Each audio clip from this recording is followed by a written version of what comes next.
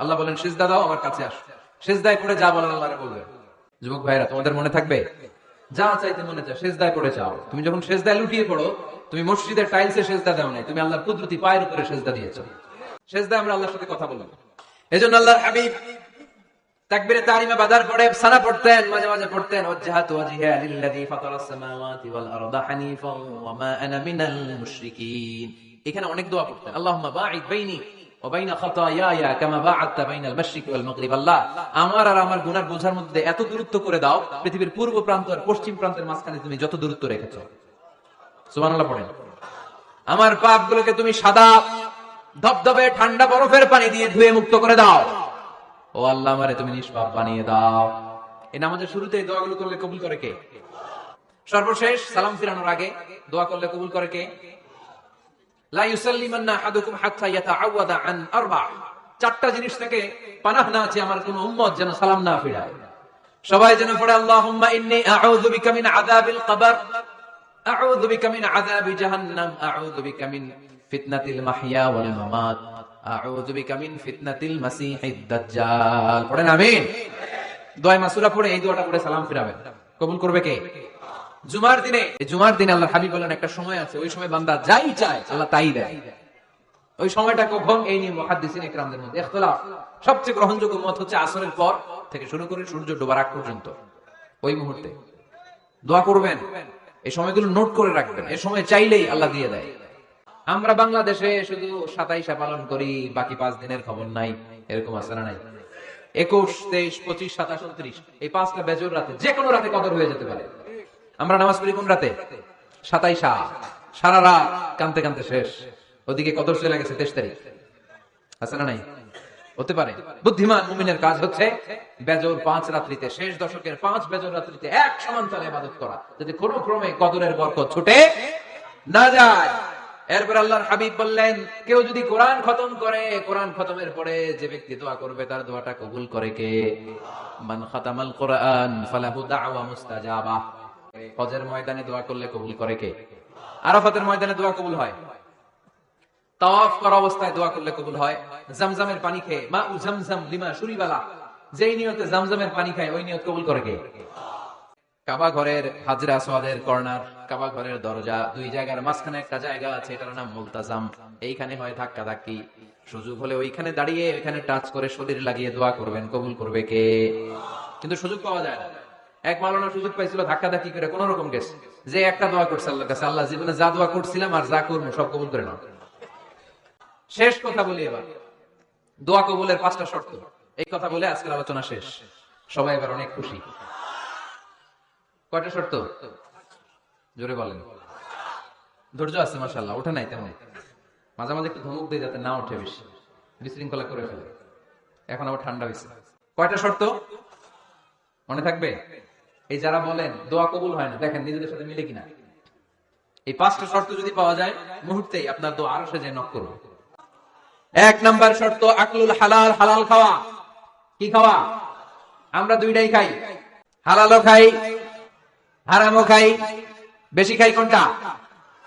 হারাম খেলে তো দোয়া কবুল হয় না। লা ইয়াদখুলুল জান্নাতা জাসাদুন গুযিয়া বিল হারাম। ওই দেহ কখনো জান্নাতে যায় না যে দেহ হারাম খেয়ে বর্ধিত হয়েছে।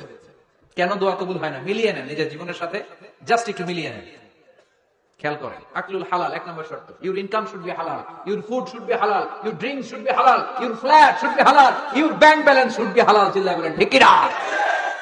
এক লোক কাবার চারপাশে শুধু দোয়া করে, ইয়া রব, ইয়া রব, ও আমার রব, তুমি আমারে মাফ করে দাও, তুমি আমারে মাফ করে দাও।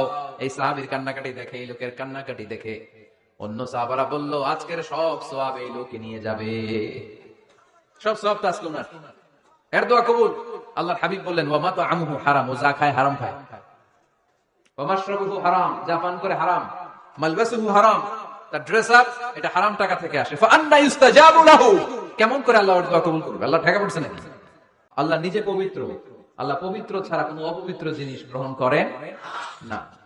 জিহাদের ময়দানে একজন সাহাবী ছিল, সর্বপ্রথম তীর মেরেছিল। নাম কে বলতে পারবে? সাদ বিন আবি ওয়াক্কাস রাদিয়াল্লাহু তাআলা আনহু। উনি একবার আল্লাহর হাবিবকে বললেন, ইয়া রাসূলুল্লাহ, উদউ আল্লাহ আইয়াজআলানি মুস্তাজাবাদ দাওয়া।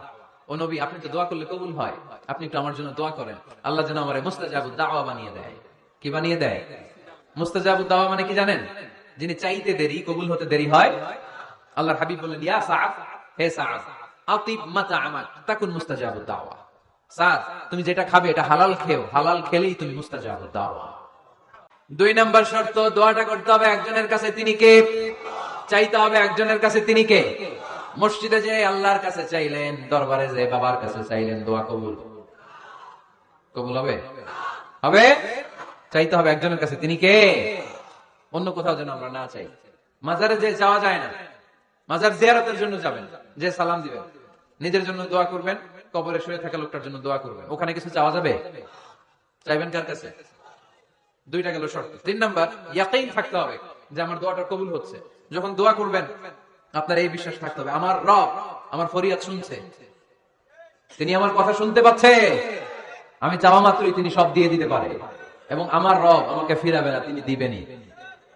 এরকম ইয়াকিন থাকতে হবে। উদুল্লাহ ওয়া আনতুম মুকিনুনা বিল ইজাবা, এমন ভাবে দোয়া করো যে তুমি সুনিশ্চিত এই দোয়া কবুল হবেই। এই নিশ্চয়তা নিজে নিজে নিয়ে নেবে। আল্লাহর উপর ভরসা কম আমাদের, এই ভরসা জাগে না, যারে উনি দিবেনই নিশ্চিত আমি। আপনি নিশ্চিত হলে পেয়ে যাবেন নিশ্চিত। আপনার মধ্যে যদি সন্দেহ, হায় রে কবুল হয় না, না ওই দোয়া জীবনে কবুল হবে না। 4 নাম্বার শর্ত, সালাতু আলা রাসূলিল্লাহ, আল্লাহর হাবিব সাল্লাল্লাহু আলাইহি ওয়াসাল্লামের উপর দুরূদ পড়া।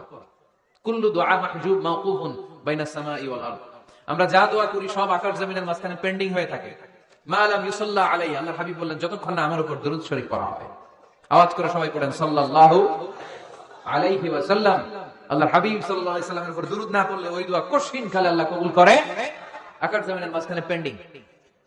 মেসেজ করেছেন আপনার বন্ধুকে, আপনার মোবাইলে টাকা নেই, মেসেজটা কি হয়ে থাকে? পেন্ডিং, তাই না? যখনই টাকা ঢোকাবেন সাথে সাথে সেন্ড, আপনার সব দোয়া পেন্ডিং হয়ে আছে আকাশে। আজকে দুরূদ করে দিবেন, সব সেন্ড। 5 নাম্বার সর্বশেষ শর্ত হলো মুওয়াফাকাতুদ দুআ বিদ দাওয়াব, শুধু দোয়ায় কাজ হয় না, দোয়ার সাথে মাঝে মাঝে দাওয়ারও দরকার আছে না নাই? দোয়াও লাগবে, দাওয়াও লাগবে, ঠিক কিনা? আপনার ছেলের জন্য আপনি দোয়া চাইতে আসলেন, হুজুর দোয়া করেন। অনেকে কলম নিয়ে আসে আমাদের কাছে, কলম। আমি ভাবছি আমার গিফট করবে, পরে কয় না গিফট না, ফু দিয়ে দেন। ফু দিয়ে দেন কেন? আমার ছেলের পরীক্ষা, আপনার ফু পাইলে গোল্ডেন এ প্লাস। আমি কি সর্বনাশ, লেখাপড়া না করলে ডবল 0 পাবে, দোয়ায় কাজ হবে না। আগে পড়াশোনা করতে হবে, তারপরে দোয়ায় কাজ হবে, ঠিক কিনা? দোয়াটা ভ্যালু এড করে, ইট অ্যাডেড দ্য ভ্যালু। কিন্তু আগে লাগবে লেখাপড়া, আগে লেখাপড়া। অসুস্থ হয়েছেন, খালি দোয়া চাইতেছেন, চিকিৎসা নেওয়া বড় সুন্নাহ। আল্লাহর হাবিব সাল্লাল্লাহু আলাইহি ওয়াসাল্লাম অসুস্থ হলে চিকিৎসা নিতেন, সুবহানাল্লাহ পড়েন। দোয়ার সাথে দেওয়া লাগবে। এক ছেলে বিশাই হুজুরের কাছে দোয়া চাইছে, হুজুর আমার সন্তান নাই, আল্লাহ যেন একটা ছেলে দেয়, দোয়া করেন। হুজুর দোয়া করছে, ছেলে হয়নি। পরের বছর আবার দোয়া, হুজুর দোয়া করেন আল্লাহ যেন ছেলে দেয়, ছেলে হয়নি। 3য় বছর এসে বলে, হুজুর দোয়া করেন, ছেলে হয়নি। বিশাই হুজুর মনে মনে কয়, ঘটনা কি? ওর ছেলে হয় না কেন? জিজ্ঞেস করলো, বাবা তুমি কি বিয়ে করছো? কয় না, বিয়া তো করি নাই। বিশাই হুজুর বললেন, আগে বিয়েটা তো করবি, তারপরই না সন্তান। তো বিয়ের পর্বটা তো সারো, তবেই না সন্তান পাওয়া যাবে, ঠিক কিনা? দোয়ার সাথে দেওয়া লাগে। আল্লাহর হাবিব সাল্লাল্লাহু আলাইহি ওয়াসাল্লামের আঙ্গুলে একবার বিচ্ছু পোকা কামড় দিল, প্রচন্ড ব্যথায় বিশ্বনবী কাতরাচ্ছেন, রেগে গেলেন আর বললেন, ও বিচ্ছু, মানুষও চিনুস না, নবীও চিনুস না, কোথায় কামড় দিবি, জায়গা পেলি না। কিন্তু বিশ্বনবী ব্যথা পাচ্ছেন। আমাদের আয়েশাকে বললেন রাদিয়াল্লাহু তাআলা আনহাকে বললেন, লবণের পানি নিয়ে আসো, গরম দাও, ভালো। উনি আরাম পাচ্ছেন, আর সূরা ইখলাস পড়ে ফু দিতে লাগলেন, ফাতিহা পড়ে ফু দিতে লাগলেন। গরম পানি ঢালা শেষ, ফু দেওয়া শেষ, আঙ্গুলের ব্যথাও। দেখছেন কি কম্বিনেশন? দোয়াও লাগে, সাথে সাথে কি লাগে? দাওয়াও লাগে। দোয়া আর দাওয়া দুইটার সমন্বয়ে আপনাকে সফলতা দিবে কে? সফলতা একজনই দেয়, তার নাম জোরে বলতে হবে, তিনি কে?